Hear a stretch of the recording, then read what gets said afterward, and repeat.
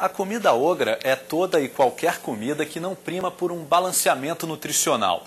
Simples, sem sofisticação, mas que é farta e barata.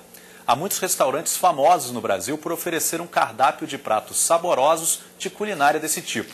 Para quem mora em Belo Horizonte, o que não falta são opções de lugares assim. A cidade dos bares, de vida noturna agitada, também tem tradição em comida fim de noite. Veja na reportagem da PUC TV de Belo Horizonte, Minas Gerais.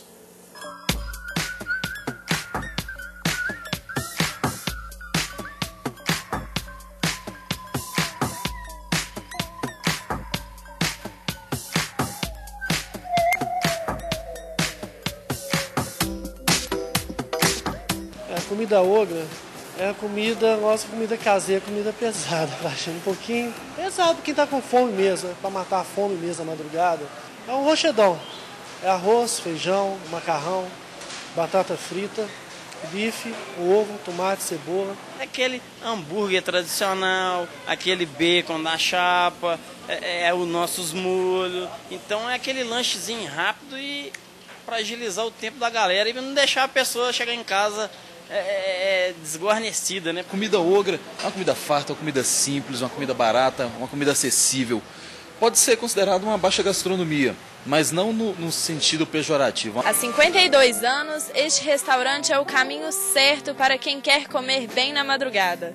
Bandas como Sepultura, Skank e Clube da Esquina reúnem inúmeras histórias ligadas ao local, para onde iam depois de ensaios e shows. Se faltar aqui o bolão aqui, tá faltando tudo em Santa Teresa, porque desde o clube da esquina, o bolão já é tradição já no bairro, né? Um patrimônio não só do Santa Teresa, mas um patrimônio da cidade, né? Porque o que a gente vê é que vem pessoas de fora, não só da cidade, como do estado, ou um almoço ou à noite tem que vir aqui provar do tradicional que é o espaguete deles, né? O macarrão todo lugar tem, mas o molho nosso aqui, o molho bolonhesa é diferente. Aí é segredo de família também. Começou com meus avós, o seu Rocha, a Dona Maria, em 1961. Eles começaram com um barzinho pequeno do outro lado da praça. Essa lanchonete também tem história na cidade. Há 42 anos começaram com um trailer e hoje abriram a loja que oferece até entrega em casa. O maior movimento nosso sempre é depois de 1h da manhã. Que o pessoal tá saindo das baladas, os barzinhos. Um final de semana nosso aqui a gente chega a vender até 800 sanduíches. Um sábado, por exemplo, passa aqui 500 pessoas. Se, por exemplo, a pessoa fizer dessa rotina todo final de semana, aí a dieta vai ser muito prejudicada. Então, deixando para o bem de vez em quando, nem a dieta vai ser prejudicada e nem a saúde. Nutrientes sempre tem, né? Porque tem o pão, que tem o carboidrato, a carne, que tem a proteína. Porém, geralmente essa comida, a quantidade dela é muito grande. Então, ultrapassa calorias, ultrapassa nutrientes. E as gorduras, por exemplo, deste tipo de comida, não são as gorduras boas para o nosso coração. São as gorduras saturadas. Então, também, dependendo da quantidade, vai trazer malefícios tanto na qualidade quanto na quantidade para o nosso organismo, para a nossa saúde, para a nossa dieta. Não é saudável, mas é mais gostoso, né?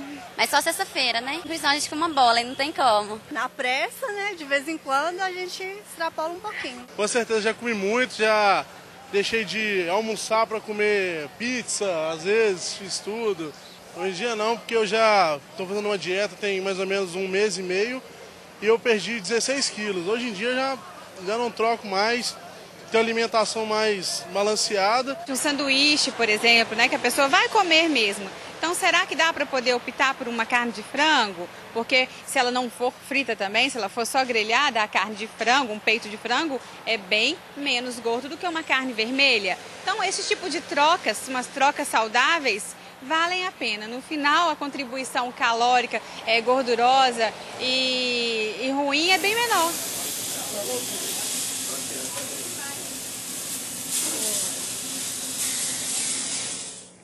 E a gente continua falando mais sobre alimentação aqui no estúdio com Hilda Barros, que é professora do Instituto de Nutrição da UERJ e doutora em Vigilância Sanitária.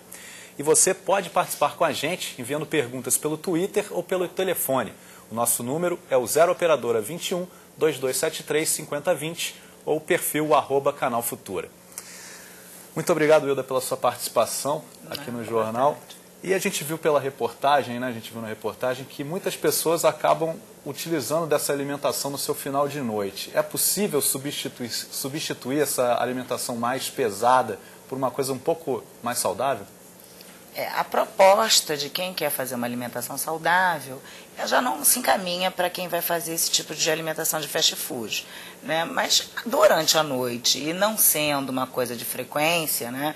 Eu acho, como a nutricionista falou também, a minha colega, isso não vai atrapalhar. E o que a gente também tem que olhar é que o problema epidemiológico, né, que é o mais grave, de obesidade, ele é multifatorial. A alimentação é um ponto importante, importantíssimo, mas não é o único ponto importante para a obesidade.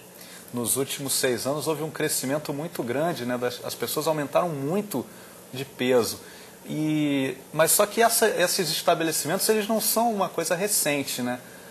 A que se deve esses fatores também? Existem outros fatores além da alimentação para um aumento assim, de peso considerável? Olha, certamente porque tem o sedentarismo, né, tem a facilidade e tem o custo-benefício, porque é uma alimentação mais barata. Então, e sacia muito, porque tem uma quantidade, um teor, né, de gordura muito grande. Então, isso dá uma saciedade, dá um prazer, né, e o prazer, normalmente, né, ele tende-se a se repetir, porque a pessoa gostou. E aí fica mais difícil que a gente tenha uma orientação de uma alimentação saudável, mas acho que todo mundo que acaba fazendo a escolha correta da alimentação, depois coloca isso como um brinde para a sua própria vida, mas não faz isso com tanta frequência.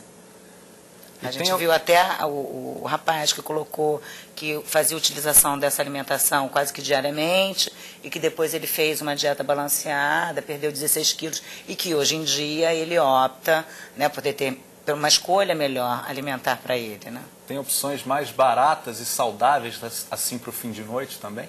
Olha, para o fim de noite fica meio complicado, né? Até porque a maioria dos restaurantes estão fechados, né? E com relação a essa comida rápida, ela sempre vai ser muito gordurosa. Então, o ideal é que antes de sair para balada, que faça o seu jantarzinho em casa, até porque se você optar por esse tipo de comida, você não vai estar com tanta fome, que a fome também faz com que você consuma uma quantidade maior desse tipo de alimento. Então, se você já sai de casa, né, jantado, alguma coisa assim, então você não vai estar na madrugada com tanta fome como se você não fizer a sua última refeição antes de sair de casa. Mas uma vez ou outra não tem problema, né? Olha, problema vai ter. A questão toda é se for realmente uma vez ou outra ou se é só o discurso de uma vez ou outra, porque tem diferença enorme, né, na situação. É uma vez ou outra e faz de segunda a segunda. E aí não é mais uma vez ou outra, é um cotidiano. Mas se for realmente uma coisa eventual, né, realmente se durante as suas outras horas você tem uma alimentação controlada, isso não vai influenciar tanto e não vai ser isso que vai tornar a pessoa obesa. Agora, se ela faz uso disso em todas as refeições, todos os dias, e só tem o discurso que é eventual, aí vai ter problema. E por isso que é mais importante ainda fazer atividade física, né? É não só atividade física, né? Atividade física, né? Cuidar dos seus exames, porque muitas das vezes a gente tem situações endógenas, que é próprio do organismo, que vai favorecer a obesidade. Então, cuidar disso também, porque às vezes as pessoas não sabem, né? De hipotiroidismo, hipertiroidismo, alguma coisa nesse sentido, né? Os rins não funcionaram, vai reter mais água e fica achando que é obesidade. Então, quer dizer, tem várias situações, mas claro que a atividade física e a alimentação é o que é fundamental para você pelo menos evitar a obesidade, mas não somente esses dois. Uma pesquisa aqui da Organização Mundial da Saúde diz que apenas 22% dos brasileiros consomem a quantidade ideal de frutas e legumes. O que falta para estimular esse consumo? Hábito, né? Assim como a soja há mais de 20 anos tentou que entrasse no hábito alimentar brasileiro e não conseguiu, né? E a gente tem uma campanha que acho que já tem mais ou menos uns 5 anos, que é de 5 ao dia, que são 5 vezes ao dia você consumir alguma hortaliça, alguma fruta, e é uma campanha, mas assim, isso tudo é um processo, e um processo ele é longo, né? E a gente acaba tendo que, vamos dizer, um embate uma coisa muito prazerosa. Então, tem essa dificuldade, né? Porque muitas das pessoas que têm o hábito só desses fast food, elas não conseguem ter prazer com frutas, não conseguem ter prazer com as hortaliças. Por quê? Porque não estão habituadas, né? O paladar também ele tem que ser, vamos dizer, lapidado, né? Então, se ele tem um paladar apurado demais para o sal, apurado demais para o açúcar, apurado demais para a gordura, né? Ele tem que ter um processo até que ele possa ter um paladar que ele vai realmente sentir prazer com uma fruta, né, com legume, alguma coisa nesse sentido na alimentação. Tá, a gente tem uma pergunta aqui do Laerte de Campinas, em São Paulo, que é diabético. Ele pergunta se suco de laranja é bom em qualquer horário. Olha, a questão de horário a gente divide no sentido das refeições, né? Agora, se ele é diabético e faz uso de insulina, é uma situação. Se ele, que é o insulino dependente, se ele é diabético e não é insulino dependente, aí ele tem que ter mais cuidado com a alimentação dele. Então, isso tudo, por exemplo, não é de forma geral, eu sou diabético porque o suco de laranja ele tem um valor calórico alto, tem um teor, né, de carboidrato alto. E o que acontece? Não tem como você dizer pode para todo mundo ou não pode para todo mundo. Cada caso é um caso. E os horários, normalmente, o que a gente coloca? A gente coloca as vitaminas C, né, que é onde a gente tem na laranja, nas refeições maiores, que é almoço e jantar. Porque você vai ter proteína, junto à proteína vai ter o ferro, que é para evitar anemia, né? E a vitamina C, ela ajuda na fixação do ferro. Diferente de quando você usa de manhã, que você tiver o leite, você vai ter competição na hora de você tiver o ferro e o cálcio, que é o cálcio do leite. Então, normalmente, a gente opta por essas frutas de suco, uma quantidade maior, nas refeições maiores, porque você tem proteína. Tá certo, Hilda. Muito obrigado pela sua participação aqui no Jornal Futura. Obrigada, eu que agradeço. E a gente volta daqui a pouco. Até lá. E veja também o modelo de escola da educação infantil que promove a aproximação entre estudantes e escritores da região.